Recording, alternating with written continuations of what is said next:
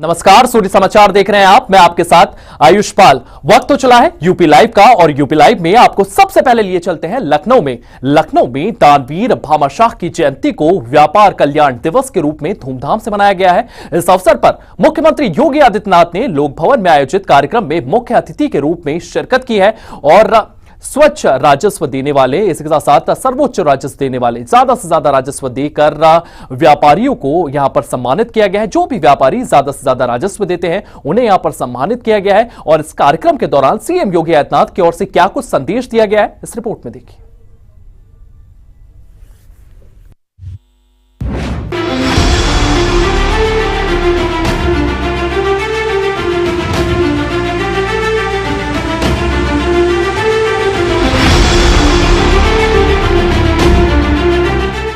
लखनऊ के लोक भवन सभागार में दानवीर भामाशाह की जयंती को व्यापारी कल्याण दिवस के रूप में मनाया गया। इस भव्य आयोजन में मुख्यमंत्री योगी आदित्यनाथ ने मुख्य अतिथि के रूप में हिस्सा लिया और सर्वोच्च राजस्व कर देने वाले व्यापारियों को भामाशाह सम्मान से सम्मानित किया।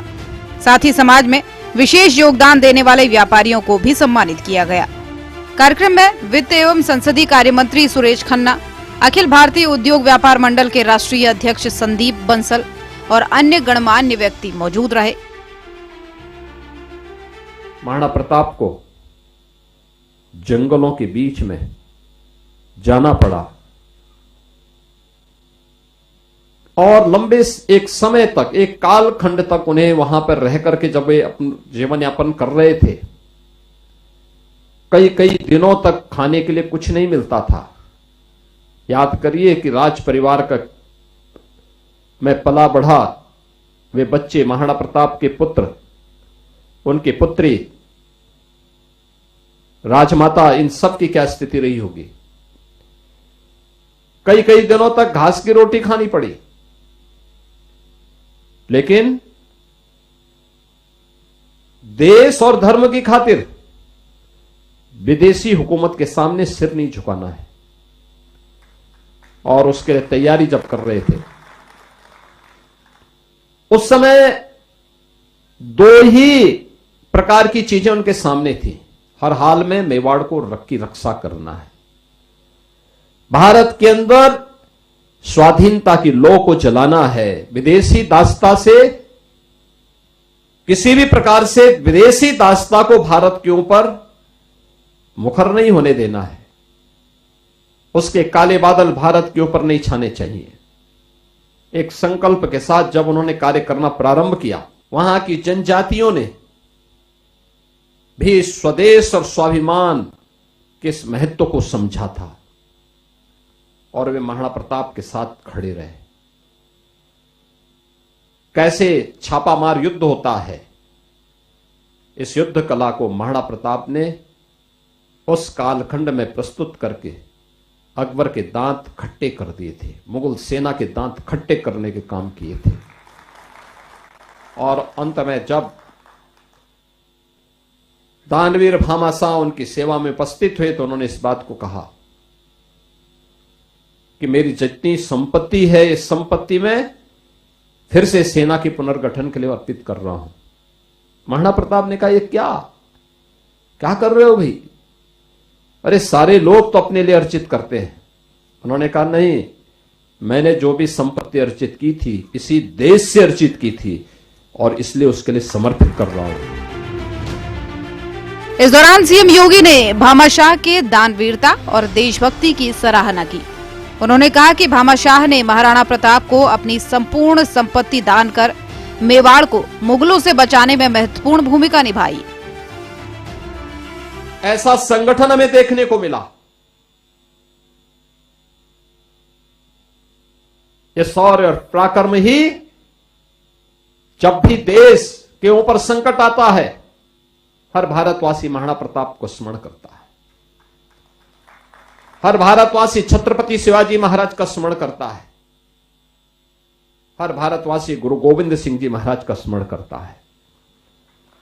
इसलिए स्मरण करता है क्योंकि उन्होंने अपने लिए नहीं, देश के लिए जीवन जिया था। उनका समर्पण धर्म के लिए था। धर्म उनके लिए जीवन पद्धति थी। धर्म उनके लिए उपासना पद्धति मात्र नहीं थी। और इसीलिए आज भी और इतिहास के स्वर्णाक्षरों में हर भारतवासी इन महापुरुषों के प्रति नतमस्तक होता है। धन की तीन ही गति होती है, या तो दान करो, वो आपको यशस्वी बनाएगा, स्वयं भोग करो, कुछ देर के लिए चलने लायक बनाएगा, बाद में शुगर से ग्रसित कर देगा।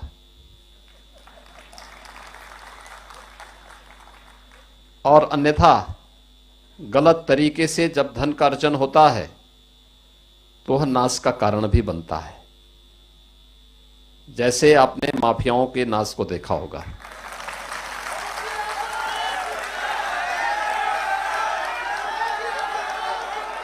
तो दानम, भोगम और नासम, ये धन की तीन गति है। लखनऊ में दानवीर भामाशाह जयंती पर आयोजित व्यापारी कल्याण दिवस ने व्यापारियों के योगदान को सम्मानित करने के साथ साथ भामाशाह की देशभक्ति और दानशीलता को याद करने का अवसर प्रदान किया। यह आयोजन उत्तर प्रदेश में व्यापार और अर्थव्यवस्था को बढ़ावा देने की दिशा में महत्वपूर्ण कदम है। ब्यूरो रिपोर्ट, सूर्या समाचार।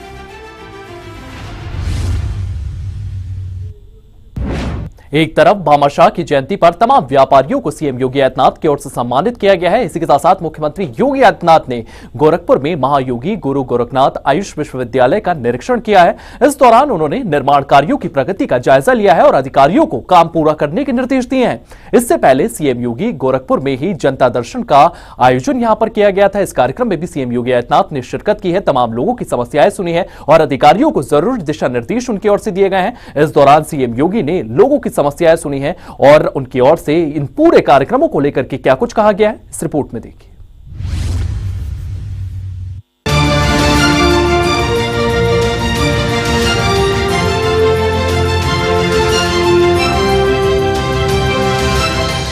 मुख्यमंत्री योगी आदित्यनाथ गोरखपुर के भटहट क्षेत्र में पीपरी गांव में स्थित महायोगी गुरु गोरखनाथ आयुष विश्वविद्यालय का दौरा उन्होंने किया। इस दौरान सीएम योगी ने विश्वविद्यालय का स्थलीय निरीक्षण किया। यह निरीक्षण राष्ट्रपति द्रौपदी मुर्मू के प्रस्तावित दौरे की तैयारी के मद्देनजर किया गया। सीएम ने निर्माण कार्यों को लेकर अधिकारियों को सख्त निर्देश दिए। ये विश्वविद्यालय 52 एकड़ में 300 करोड़ रुपए की लागत से बन रहा है। सीएम योगी ने अधिकारियों को गुणवत्ता के साथ निर्माण कार्य को निर्धारित समय पर पूरा करने के निर्देश दिए। विश्वविद्यालय में आयुर्वेद, होम्योपैथी, यूनानी और योग जैसे पारंपरिक चिकित्सा पद्धतियों के साथ साथ आधुनिक जॉब ओरिएंटेड कोर्स शुरू किए जाएंगे।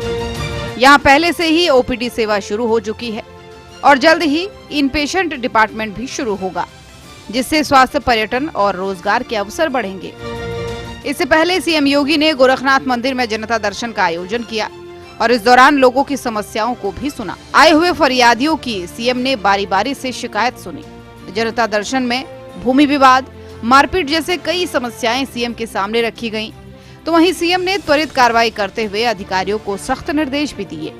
मुख्यमंत्री ने बढ़ रहे अपराध को लेकर अधिकारियों से नाराजगी भी जताई। इससे पहले भी सीएम योगी ने 2 टूक शब्दों में कह दिया था कि प्रदेश में अपराध और अपराधियों के लिए कोई जगह नहीं है। सीएम का ये जनता दर्शन लोगों के लिए किसी वरदान से कम साबित नहीं हो रहा है। इस दरबार में कई ऐसे लोग भी आते हैं जो भारी परेशानियों का सामना कर रहे होते हैं। हाल ही में मुरादाबाद की मासूम वाची ने स्कूल में दाखिले को लेकर जनता दर्शन में सीएम योगी से गुहार लगाई थी। मुख्यमंत्री के निर्देश के बाद वाची को स्कूल में न सिर्फ दाखिला मिला, बल्कि परेशान परिजनों के चेहरे पर मुस्कान भी वापस लौटी। गोरखपुर में महायोगी गुरु गोरखनाथ आयुष विश्वविद्यालय का निर्माण और सीएम योगी का निरीक्षण इस क्षेत्र को चिकित्सा और शिक्षा के क्षेत्र में अग्रणी बनाने की दिशा में एक बड़ा कदम है। ये सुविधा पूर्वांचल के लाखों लोगों को गुणवत्तापूर्ण स्वास्थ्य सेवाएं प्रदान करेगी। तो वहीं गोरखनाथ मंदिर में आयोजित जनता दर्शन से लोगों को न्याय का भरोसा भी मिला है। ब्यूरो रिपोर्ट, सूर्या समाचार।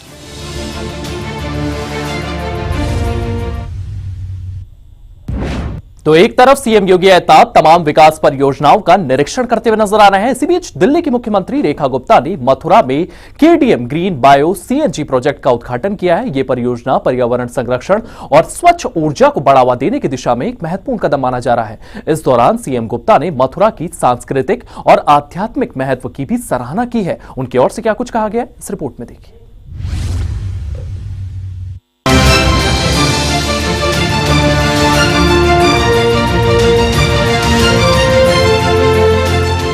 दिल्ली की मुख्यमंत्री रेखा गुप्ता ने मथुरा के कमर गांव में KDM green bio CNG project का उद्घाटन किया है। ये परियोजना जैविक कचरे से स्वच्छ और टिकाऊ ऊर्जा उत्पाद को बढ़ावा देगी, जो दिल्ली और यूपी में पर्यावरण संरक्षण के प्रयासों को मजबूत करेगी।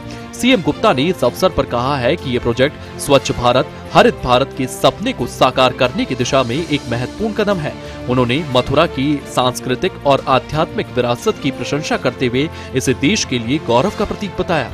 उद्घाटन के बाद सीएम रेखा गुप्ता गोवर्धन पहुंची, जहां उन्होंने श्री राधेश्याम सेवा सदन धर्मशाला का दौरा किया और श्री गोवर्धन जी की सप्तकोशी परिक्रमा में हिस्सा लिया। सीएम रेखा गुप्ता ने अपने दौरे को मथुरा के विकास और पर्यटन को बढ़ावा देने से जोड़ा। लोगों ने इस पहल की सराहना की है, लेकिन कुछ ने क्षेत्र में बुनियादी ढांचे और स्वच्छता पर और ध्यान देने की मांग की है। ये दौरा दिल्ली और उत्तर प्रदेश के बीच सहयोग को और मजबूत करने का संदेश भी देता है।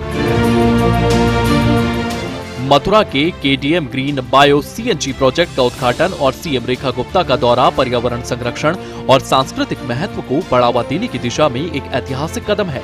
ये पहल मथुरा को स्वच्छ ऊर्जा और पर्यटन के क्षेत्र में नई ऊंचाइयों पर ले जाएगी। ब्यूरो रिपोर्ट, सूर्य समाचार। वहीं गाजियाबाद के खोंडा नगर पालिका क्षेत्र में पानी की किल्लत ने लोगों की मुश्किलें बढ़ा दी है। पानी के टैंकरों से आपूर्ति के दौरान मारामारी और झगड़े की घटनाएं भी सामने आ रही है। एक ऐसा ही वीडियो सोशल मीडिया पर लगातार वायरल हो रहा है, जिसमें लोग पानी भरने के लिए आपस में भिड़ते हुए नजर आ रहे हैं। ये घटना थाना खोंडा क्षेत्र की बताई जा रही है। इस दौरान इस वीडियो में क्या कुछ है और किस तरीके से पानी को लेकर के लगातार समस्याएं बनी हुई है, इस रिपोर्ट में देखिए।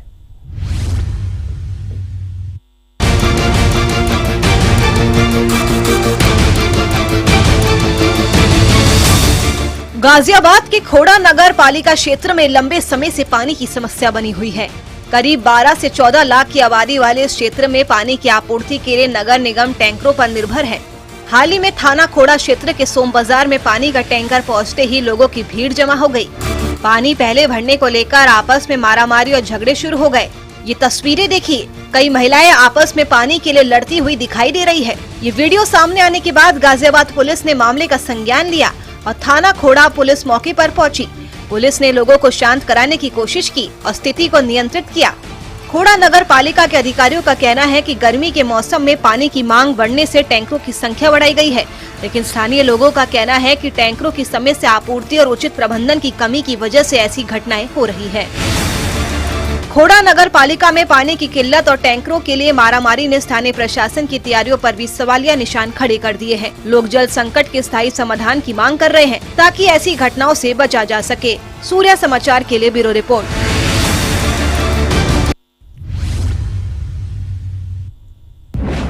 वहीं अब आपको उत्तर प्रदेश के मिर्जापुर लिए चलते हैं। मिर्जापुर जिले के लखनपुर गांव में जल निगम की पेयजल टंकी से दूषित पानी पीने के कारण एक बड़ा हादसा सामने आया है। करीब 50 लोग उल्टी और दस्त की शिकायत के बाद बीमार हो गए हैं, जबकि एक व्यक्ति की डायरिया से मौत हो गई है। इस घटना से गांव में हड़कंप मचा हुआ है। स्वास्थ्य विभाग और जल निगम की टीमें मौके पर पहुंचकर जांच और राहत कार्य में जुट गई है। किस तरीके से यह राहत कार्य चलाया जा रहा है और क्या कुछ इस पूरे मामले को लेकर के चीजें सामने आ रही है, इस रिपोर्ट में देखिए।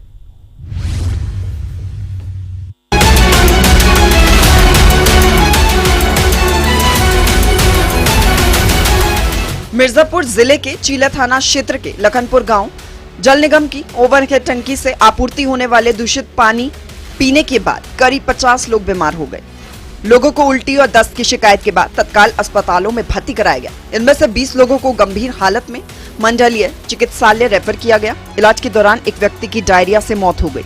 घटना ने गांव में दहशत फैला दी है। सूचना मिलते ही स्वास्थ्य विभाग, जल निगम और जिला प्रशासन की टीम गाँव में पहुंची। स्वास्थ्य विभाग ने प्रारंभिक जांच में पाया कि टंकी के पास एक शौचालय की वजह से पानी दूषित हो सकता है। जल निगम ने एहतियातन टंकी की सप्लाई बंद कर दी और पानी के नमूने जांच के लिए भेज दिए। गांव में ब्लीचिंग पाउडर का छिड़काव किया गया। मिर्जापुर के मुख्य चिकित्सा अधिकारी ने बताया कि स्वास्थ्य कर्मियों की एक टीम गांव में मौजूद है और बीमारियों का इलाज चल रहा है। हालांकि गांव में वैकल्पिक पेयजल की व्यवस्था न होने से ग्रामीणों में आक्रोश है। दूरभाष पर प्राप्त सूचना के अनुसार आज मेरे द्वारा स्वास्थ्य विभाग, विकास विभाग और जल निगम के अधिकारियों द्वारा ग्राम लखनपुर का निरीक्षण किया गया। वहां जाकर हमने जो लखनपुर में टंकी बनी हुई है, उस टंकी से 2 राजस्व ग्राम में पानी की सप्लाई होती है, सोनबरसा और लखनपुर में। लखनपुर में टोटल 600 परिवार रहते हैं। 600 परिवार में से प्रभावित जो बस्ती है उसमें 100 परिवार रहते हैं। उस बस्ती 100 परिवारों में से केवल 40 परिवार ही प्रभावित रहे हैं। इसमें 40 परिवार में से 19 उल्टी और दस्त की शिकायत पर विभिन्न हॉस्पिटल और हमारे मंडलीय हॉस्पिटल में एडमिट हैं। साथ ही जो 23 व्यक्ति उन परिवारों से संबंधित थे, उनका इलाज होने के बाद वो घर वापस आ गए हैं। इस बीमारी का कारण अभी स्पष्ट नहीं हो पाया है, इसलिए इसमें एक कमेटी का गठन किया गया है जिसमें MOIC, BDO, कोन तथा तहसीलदार सदर की ज्वाइंट कमेटी बनाई गई है। ये ज्वाइंट कमेटी अपना निरीक्षण करके उक्त बीमारी का या उक्त उल्टी दस्त का एग्जैक्ट कारण प्राप्त करके बताइए। आप मौके पे सर गए थे, ऐसे में आप कल भी आपने चेक किया, क्या गंदा पानी आ रहा था क्या सर? नहीं, मौके पे हम लोग गए क्योंकि पानी की सप्लाई तो सुबह ही बंद करा दी गई थी, तो गंदा पानी तो नहीं आ रहा था। लेकिन हम लोगों ने पानी की सैंपलिंग ली। पानी की सैंपलिंग हमने जो है टंकी से भी ली है और साथ ही जो प्रभावित परिवार हैं जो उन्होंने स्टोर करके रखा हुआ था, वहां से भी सैंपल लिया हुआ है। तो उस सैंपल को हम लैब पे भेज दिए हैं जांच के लिए, उसकी जो वास्तविकता है उसके बारे में पता चले। साथ ही इसमें एक सूचना प्राप्त हुई है कि एक व्यक्ति की कैजुअलिटी हुई है, जिसकी जांच MOIC और संबंधित जो ज्वाइंट कमेटी है वो इसको करेगी। साथ ही कुछ लीकेज के बारे में भी जांच की कार्रवाई जल निगम को दी गई है कि ये देख ले कि कोई पाइप में कोई लीकेज वगैरह तो नहीं है। मिर्जापुर के लखनपुर गांव में घटी ये घटना स्वच्छ पेयजल की आपूर्ति में लापरवाही पर गंभीर सवाल खड़े करती है। प्रशासन ने जांच तेज कर दी है, लेकिन ग्रामीण स्वच्छ पानी के लिए स्थायी समाधान की मांग कर रही है। ब्यूरो रिपोर्ट, सूर्य समाचार।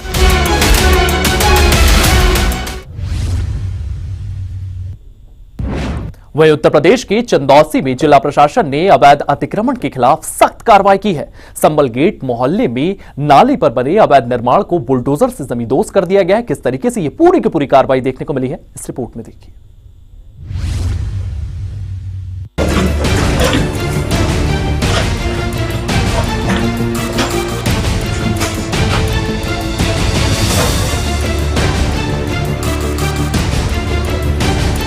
चंदौसी कोतवाली क्षेत्र के संभल गेट मोहल्ले में जिला प्रशासन और नगर पालिका की संयुक्त टीम ने अवैध कॉलोनियों के खिलाफ बड़ा अभियान चलाया है।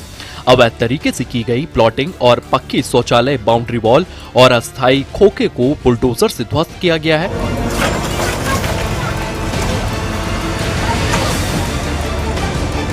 इस कार्रवाई के दौरान कई लोगों ने अपने दस्तावेज दिखाए, लेकिन प्रशासन ने स्पष्ट किया है कि सरकारी जमीन पर किसी भी तरह का अतिक्रमण बर्दाश्त नहीं किया जाएगा। कार्रवाई लगभग 2 घंटे तक चली। SDM विनय कुमार मिश्रा ने बताया है कि ये अभियान पूरे चंदौसी तहसील में अलग अलग स्थानों पर चलाया गया है। नाले और सड़कों पर अतिक्रमण के कारण जलभराव और यातायात की समस्या बढ़ रही थी। प्रशासन ने लोगों को भविष्य में अतिक्रमण न करने की चेतावनी भी दी है।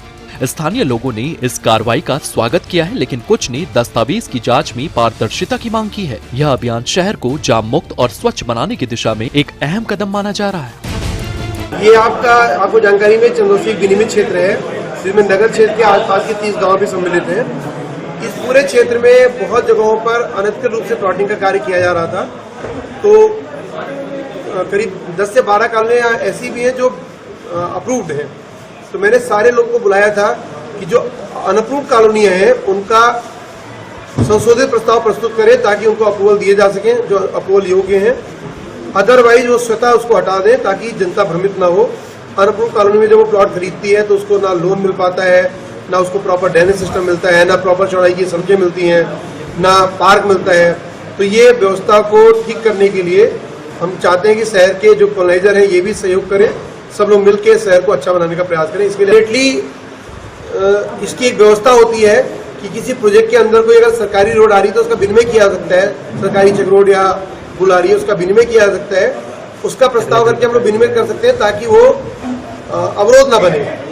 लेकिन अदरवाइज अगर किसी ने विनिमय के बिना उस पर अवैध रूप से कब्जा करने का प्रयास किया है तो विधिक कार्रवाई इनके खिलाफ होगी। चंदौसी में अवैध अतिक्रमण पर प्रशासन का बुलडोजर एक्शन शहर को स्वच्छ और जाम मुक्त बनाने की दिशा में एक महत्वपूर्ण कदम है। ये कार्रवाई अन्य क्षेत्रों में भी अतिक्रमण के खिलाफ सख्ती का संदेश देती है। ब्यूरो रिपोर्ट, सूर्य समाचार।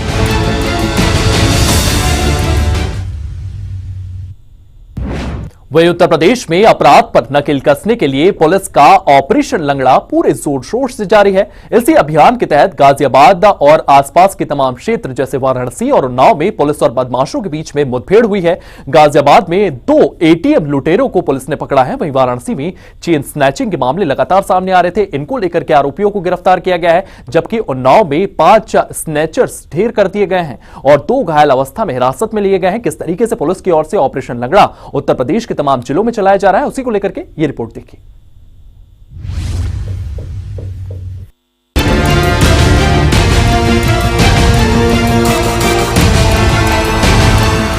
यूपी पुलिस का ऑपरेशन लंगड़ा अपराधियों के खिलाफ सख्ती का पर्याय बन गया है। गाजियाबाद के विजयनगर थाना क्षेत्र में पुलिस ने देर रात मुठभेड़ के दौरान 2 कुख्यात बदमाशों को गिरफ्तार किया है, जो एटीएम लूट और चोरी की कई वारदातों में शामिल थे। थाना विजयनगर में के ब्लॉक सेक्टर 12 में 2 व्यक्तियों द्वारा एक्सिस बैंक के एक एटीएम को काटकर लूटने का प्रयास किया गया, किंतु वहां पर जब उस एटीएम का अलार्म बज गया तो ये व्यक्ति वहां मौके से फरार हो गए। वहां के सीसीटीवी फुटेज में इन व्यक्तियों का हुलिया और आधा ढका हुआ चेहरा आ गया था। इसके पश्चात तत्काल ही जो विजयनगर की टीम थी वो सक्रिय हुई और इन व्यक्तियों की गिरफ्तारी हेतु कई टीमें निकाली गई। इनमें से 2 टीमें यहाँ पर माधवपुरा कट और कश्मीरी मंदिर के जो कट है वहां पर चेकिंग कर रही थी। इसी दौरान आज 28 जून 2025 की रात्रि में 2 व्यक्ति एक स्प्लेंडर बाइक पर आते हुए दिखाई दिए और इन्होंने बीच में एक भारी बोरे का भरा हुआ सामान रखा हुआ था। संदिग्ध प्रतीत होने पर जो माधवपुरा कट पर टीम थी उसने इनको तत्काल ही रुकने के लिए कहा। रुकने के स्थान पर इन्होंने अपनी बाइक को ये जो आर्मी ग्राउंड का क्षेत्र है यहाँ पर भगाया। तत्काल ही जो माधवपुरा की टीम थी और जो कश्मीरी मंदिर पर टीम एक्टिव थी, दोनों टीमें इन्होंने इनका पीछा किया। पूरे क्षेत्र की कॉम्बिंग की गई तो इन्होंने अपने आप को दोनों ओर से घिरा पाने पर पुलिस के दल पर जान से मारने की नीयत से फायर कर दिया। पुलिस ने अपना बचाव किया तो इन्होंने पुनः पुलिस के दल पर फायर करने का प्रयास किया है। इसके पश्चात पुलिस को भी अपने बचाव में रक्षार्थ फायरिंग करनी पड़ी है, जिसमें से इसमें एक व्यक्ति के पैर में गोली लगी है व दूसरे व्यक्ति को मौके से ही हिरासत में ले लिया गया है। पूछताछ करने पर जिस व्यक्ति को हिरासत में लिया गया है उसने अपना नाम सचिन बताया व जिस व्यक्ति के पैर में गोली लगी है उसने अपना नाम कबीर बताया है। इन्होंने ये भी बताया कि कल जो ये घटना नहीं कारित कर पाए थे तो उसके पश्चात आज ये पुनः इसी फिराक में निकले हुए थे कि इस क्षेत्र में कोई दूसरे एटीएम को देखकर उसको काटकर लूटने का प्रयास करने वाले थे।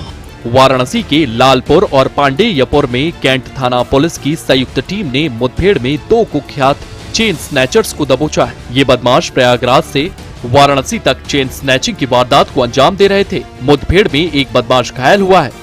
थाना लालपुर क्षेत्र में सूचना प्राप्त हुई थी कि कुछ बदमाश लोग हैं जो हम लोगों ने चेकिंग के आदेश दिए थे। उसी के दौरान ये लोग भागने की कोशिश कर रहे थे रिंग रोड पे। जब इनको रोकने का प्रयास किया गया, काफी थानों को हम लोगों ने लगाया, इसमें कैंट और लालपुर पांडेपुर जो थाना प्रभारी वो लोग। इसी दौरान जब इनको रोकने की कोशिश करी गई तो बाइक से इसमें एक व्यक्ति था, उसने पुलिस की पार्टी पर फायर किया और उसी हम लोगों ने उसको जो रिटेलिएट किया और उसमें जवाबी फायर किया। उसके पैर में गोली लगी। उसका एक साथी है जिसको हम लोगों ने मौके से पकड़ लिया।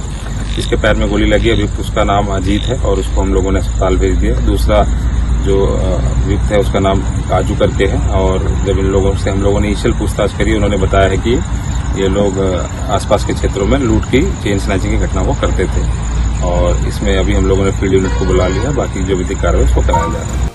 उन्नाव में गंगाघाट थाना क्षेत्र में हुई सबसे बड़ी मुठभेड़ में पुलिस ने 5 चेन स्नैचर्स को पकड़ा है, जबकि 2 अन्य घायल अवस्था में गिरफ्तार किए गए हैं। ये बदमाश लखनऊ कानपुर हाईवे पर स्नैचिंग की वारदात में शामिल थे। चेकिंग के दौरान एक सेंट्रो कार को रोकने का प्रयास किया गया तो कार सवार युवक द्वारा पुलिस टीम पर फायरिंग कर दी गई।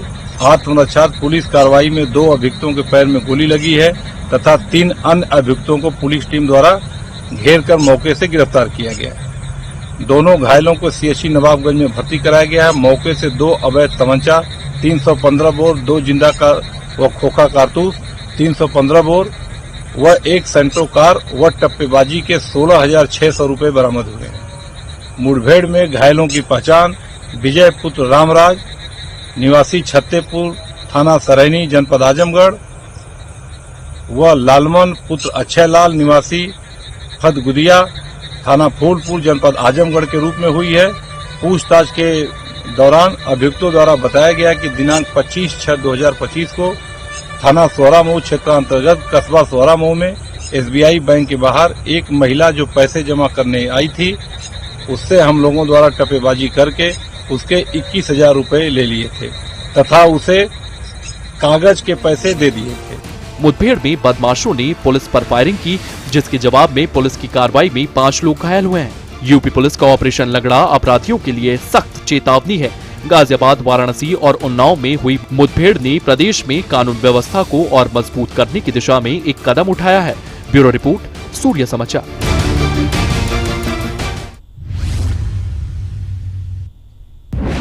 चलिए फिलहाल यूपी लाइव में इतना ही। आप बने रहिए सूर्य समाचार के साथ।